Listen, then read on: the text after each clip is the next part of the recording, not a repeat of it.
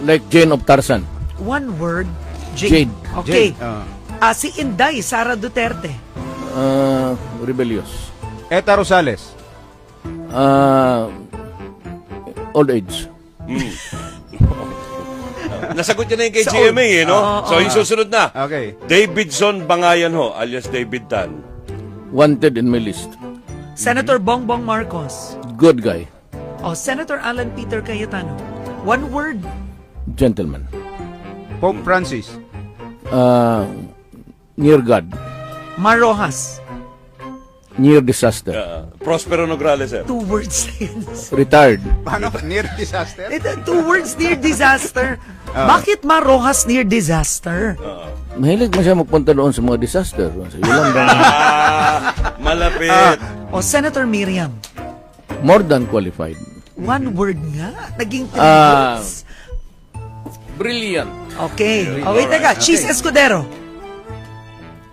Not so brilliant. One word. Okay. Well, friend. Okay. Pinoy. friend. Pinoy. Friend. Si Pinoy, friend. Number 2, Karen. Ikaw na Wait, magaling. teka. Grace po. Beautiful. Bo. Oo. Mayor, isa pa tanong ako. Karen Davila. Anak ng... Ano yun? Teka lang.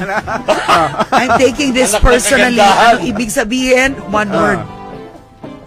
If only I did not bring my wife here. Walang ganun, sir. One word. Delicious.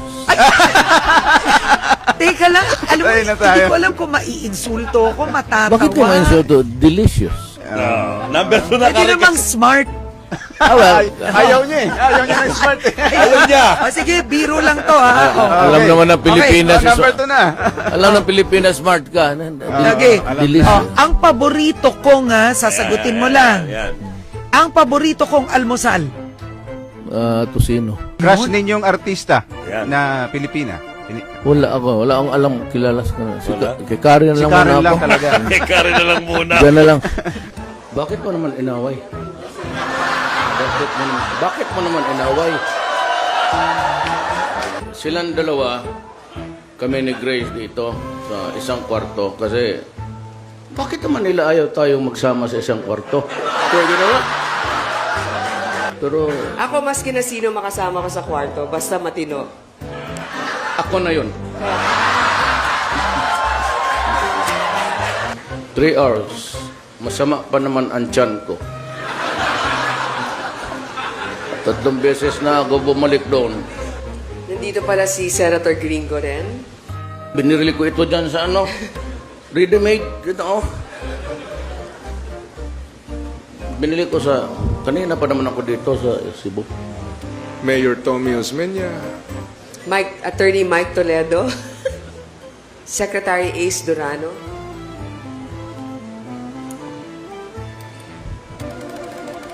Wala ako nakilala dito. Ito. Mukhang talo na ako dito sa butuhan. Hindi, ganito na lang. Yung hindi natawag dito ng dalawa, dito na kayo sa akin.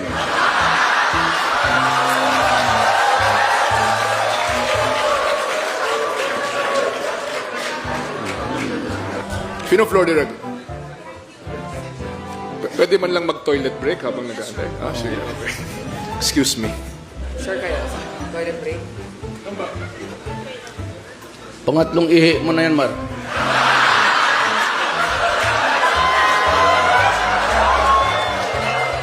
Pagka gano'n, na-nervyos pa niyan. I do not deliver speeches. I just want to discuss with my fellow human being. Hindi ako kayong tipong, kami nandito ngayong gabi kasi kami kung manalo. Wala ring mangyari sa bayan na to. Sa aming katamad. Kayo.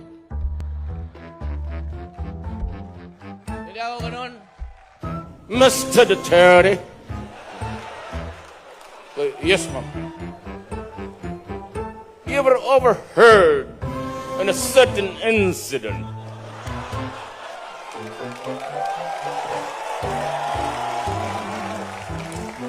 But you threatened a certain Alfredo Mendoza. Kala mo na sa simbahan ka, nag-i-echo eh. Alfredo Mendoza. And what is really reprehensible is that 2 days after you threatened Mendoza, he was found dead with a gunshot wound in the head. What the hell is happening to your city? So, ambot.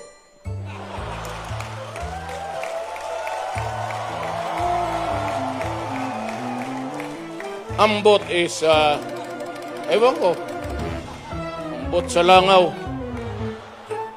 Well, anyway, trabaho niya yan. And I said, ma'am, if you have the goods on me, if you think that the proof would be enough to prosecute me.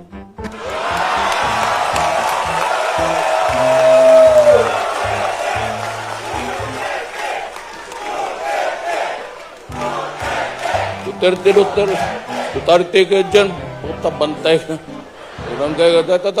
Ako lang ho ang Bisaya na naging mayor sa Davao in the entire 78 years. Hindi na nanalo ang Bisaya doon. Kasi wala naman siyang ginawa kung hindi mag-inom. Ito man naman taga Davao, hindi naman ito taga Davao. Tignan mo. Ba't ka nandito? Nag-hold up kayo?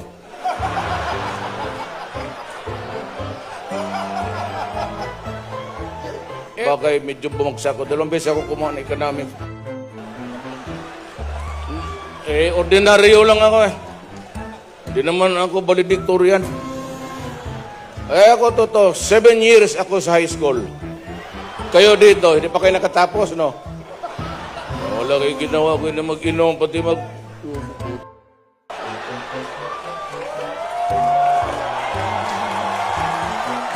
Ladies and gentlemen, Miss Marjeline Arda Didal, gold medalist, skateboarding.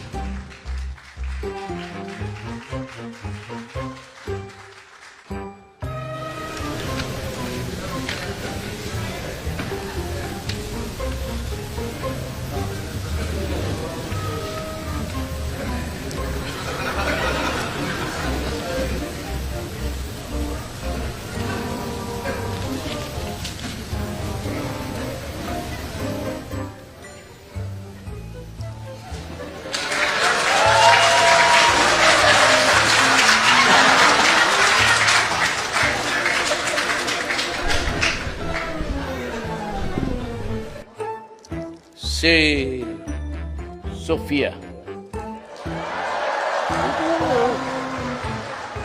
At police aid ko siya. Police to. Oh.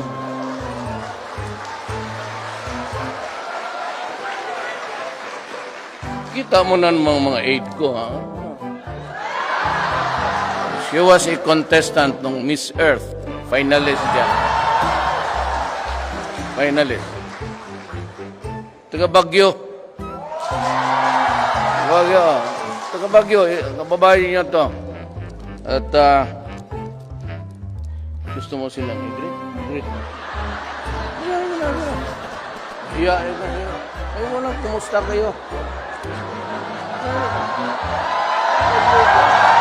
Hindi na, i-greet mo. Ito ka na ka na. Ngayong bag nga rabii ka na kayo amin.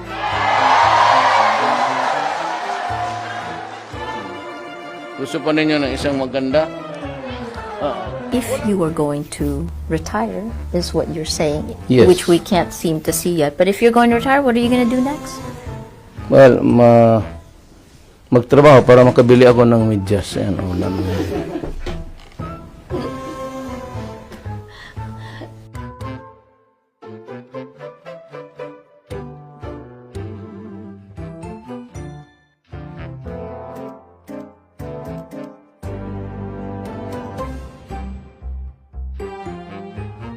Stand by my side.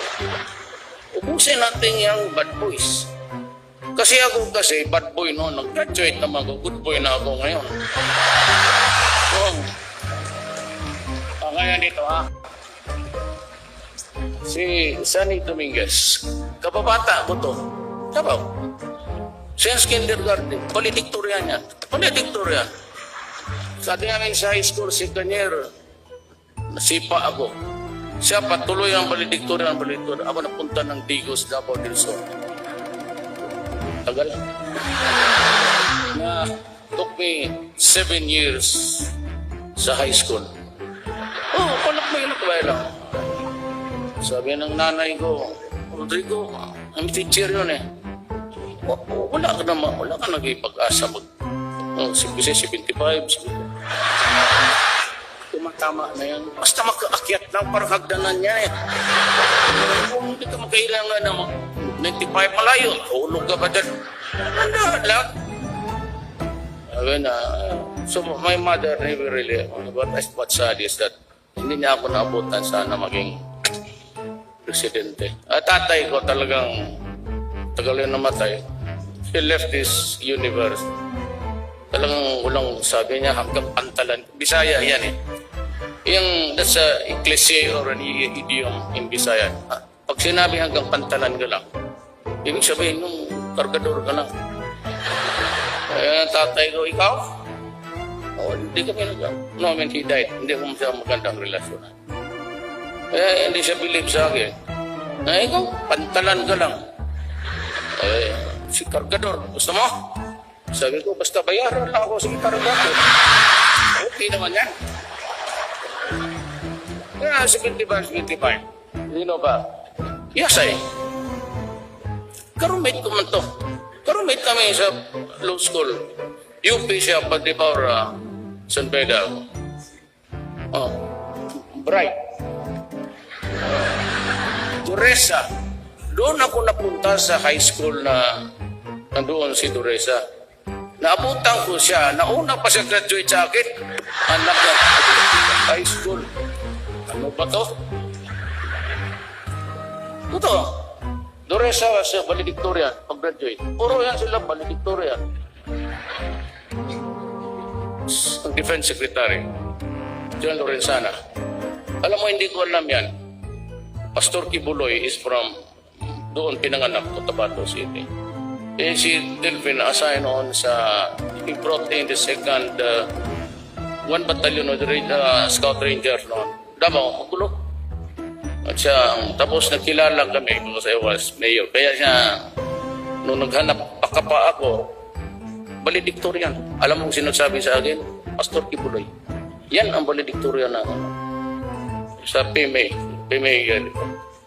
Pag puro valedictorian, Kyle, good lawyer, si John Esperon. He is my advisor sa national security.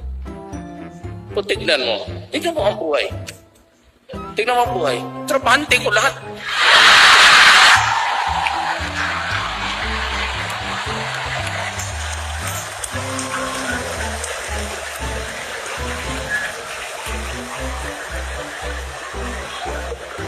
One last question, Mr. President, from Bing Habadan of Daily Shimbun. That lady there, you can come with me and can buy a plane, buy your ticket coming back. Hi, Mr. President. Good afternoon. I'm Bing Habadan from the Daily Manila Shimbun. Sir, Senator De Limas was asking if may gusto daw po ba kayo sa kanya? Ano? Ulit mo? She was asking, sir, kung may gusto daw po ba kayo sa kanya?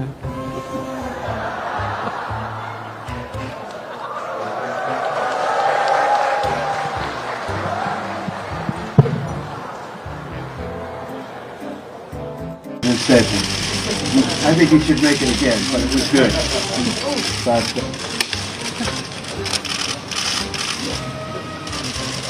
You might want to make an adjusted statement with you around, guys, your spies. Angles that you would like trying to go out. And then, meaning, Alam mo, Mike, sa totoo lang, bihira ako nagbabaril ng tao, lalo ano kong kaibigan. Pag hindi mo nagawa yan,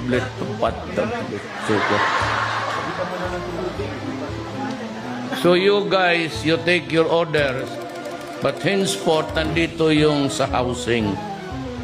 Nandito si Lenny. She's in charge of the housing. Lahat naman ng next time you take orders from her, and the same order, that she's supposed to finish her job on time. Hindi tayo pwede magbilangan. You know, we are so underdeveloped a country that by the nature of the laziness and indolence of some idiots, lalo tuloy tayong naging double the underdeveloped, whatever that phrase means. Kasi di ko talaga na...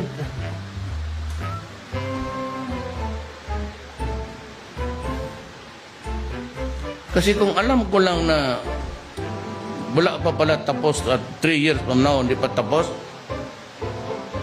sabagay, pupunta rin ako dito kasi nandito si Vice President. Kung saan siya nagapunta, nagpasunod-sunod ako.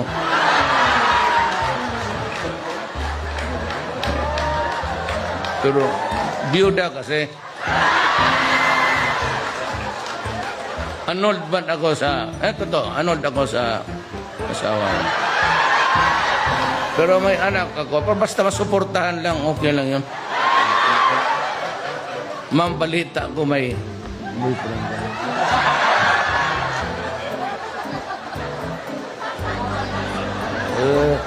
Sabi diyan sa, huwag ka mahayaan. Do not be offended, pero sabi nila, hindi yung totoo. Kaya kung totoo yun, ma'am, may mapatay na congressman na bago.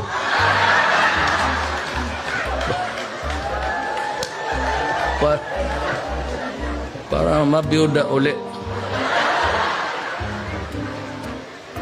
You know, maybe the next time I'll sit down with her and some guys from Davao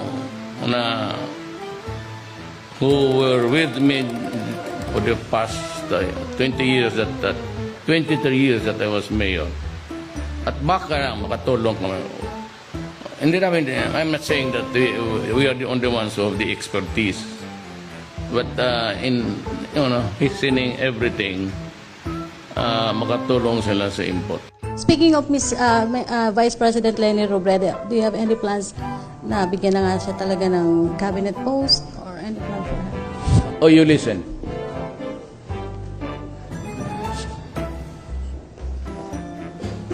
Ma'am Leni.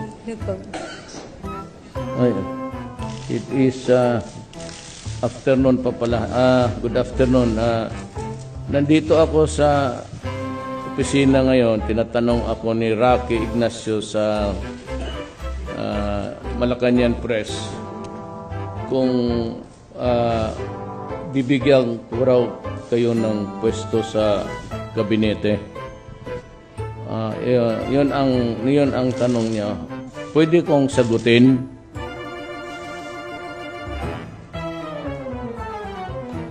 At tinanong ko rin.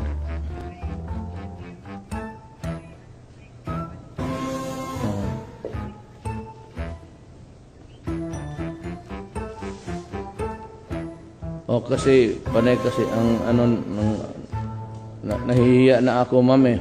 Yang nakikinig ang buong cabinet, ma'am. Pati yung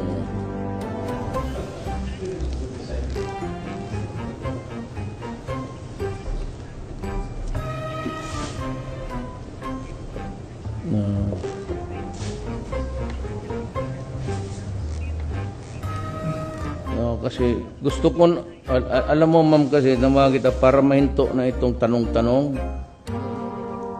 Pwede po, kaya nga, para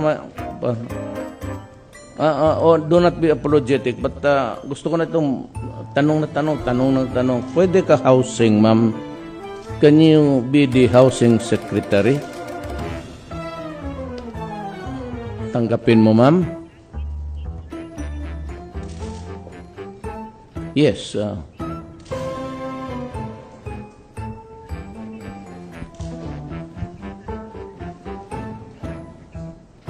Wag na, ma'am, kunin mo na lang the executive secretary will hand you the appointment. So mahinto na ito, ma'am, kasi Kasi tatanggapin mo man kaya? Sige ma'am, so that you'll be on time with the next cabinet meeting and even on security matters para you'll be kept abreast of what is happening to our country. Just for you to know. Mirma, ano hong ginawa niya? Ang gulo siya, no? Pero baka pwedeng ibalik natin dun sa issue na pipirma siya ng waiver. O baka ngayon, nagtutulog-tulugan naman, ho. So, pwede po natin papirmahin ng waiver pa rin. Yeah, Senator Trillanes, we'll get to that item later. So I gave you your chance to speak, and I will now recognize Congressman Sindanya. Yes, Congressman Sindanya. Thank you. You've been May I interrupt? Mr. Chairman. Just one moment. I was not sleeping. I was praying I hope for his soul. I hope I was included in your prayers, former President Nagdarasal Duterte. po ako. Hindi ako nagtutulog. Okay. Yes. Ano pong masasabi niyo sa hearing, sir? Maganda. Paano naging maganda, sir? Enjoy ako. Paano kayo nag-enjoy, sir? Pagsabihin ng totoo. Kasi hindi ako marunong mag-lie. Sir, napansin namin medyo nang-gigil po kayo kay Senator Trillanes kanina. Ano po nangyari? Kaya gigil ko, nagkate na lang kasi ano nangyari. Sir, haharap po kayo sa susunod na hearing.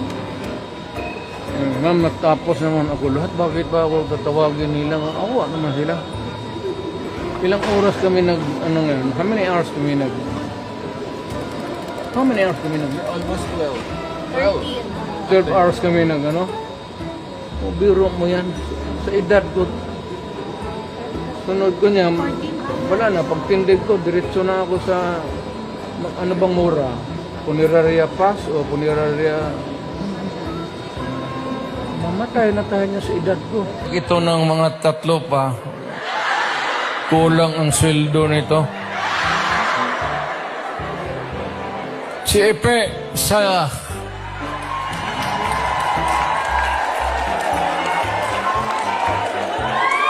Yan. Oh, kita mo?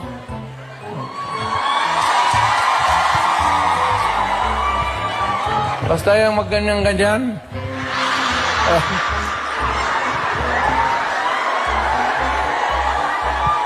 Style bulok. Oh.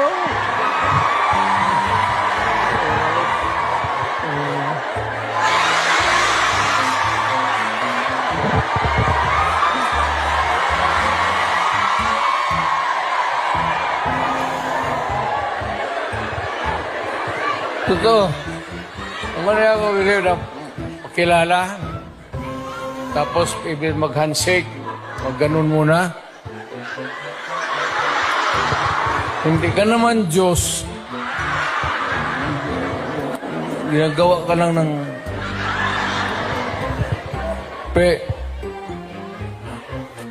Ibahin mo...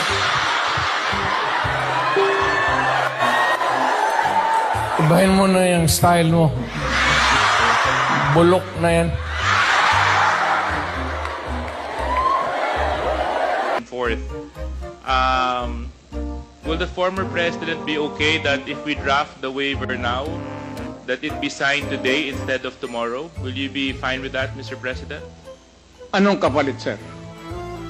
Hindi. Sampaling ko siya sa publiko. Hindi. Wala naman. Ngayon na.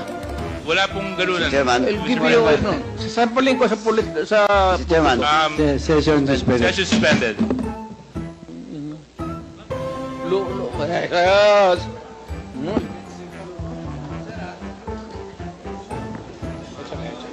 Sabi.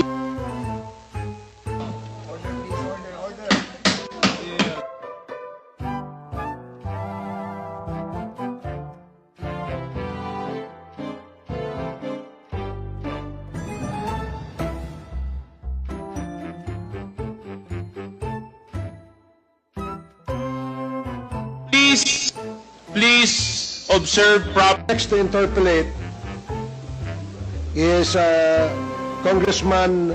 Maraming salamat po sa inyo. Sabi kasi ni sir na ipakontempt ako. So Are you done, Congressman Abante? Yes, Mr. Chair, maraming salamat po. Okay, maraming salamat din po. Ikaw yan, sir. Sabi na, we will cite him in contempt. Contempt, sir, priso yan eh. Mr. Chairman. So the next to interpolate, yes, Congressman Paduano. The former president is not yet recognized in telling this committee and me to cite you in contempt. I never cited you in contempt. But, believe you me, I will not hesitate to cite you in contempt if you violate these proceedings. The internal rules, I will invoke Section 11 and your former congressman, and you know that. I never cited you in contempt. Mr. President, well, in fact, I just raised a point of order. Kaya sir, takot ako sa iyo. Hindi. Thank you. Hindi ka dapat matakot for as long as you follow the rules.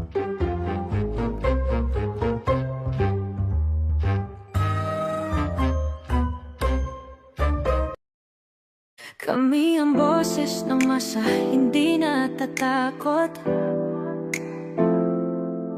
Katotohanan lang, di kami nalulunod.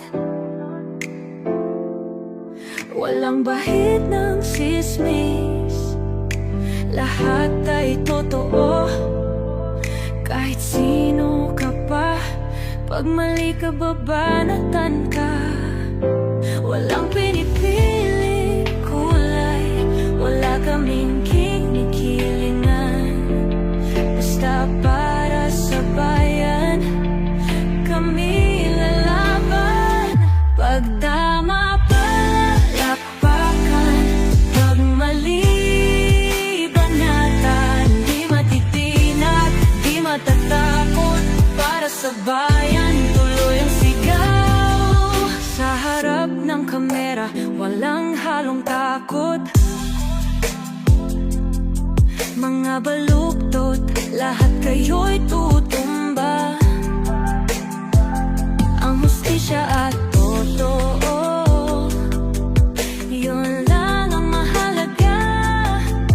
Kahit sinong harang, di kami matitinag. Walang pinipiling kulay, wala kaming kinikilingan. Basta para sa bayan, kami lalaban. Pag tama palakpakan, pag mali banatan, di matitinag, di matatakot. Para sa bayan, tuloy ang sigaw. Kung nasa tama ka, ikaw ay aming kasama. Pero pag mali ka, handa ka na bang mabasag? Banateros kami, walang inuunan. Dahil bayan muna, bago ang sarili.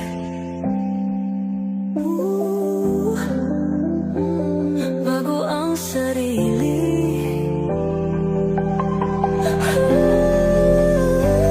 Pag tama palakpakan,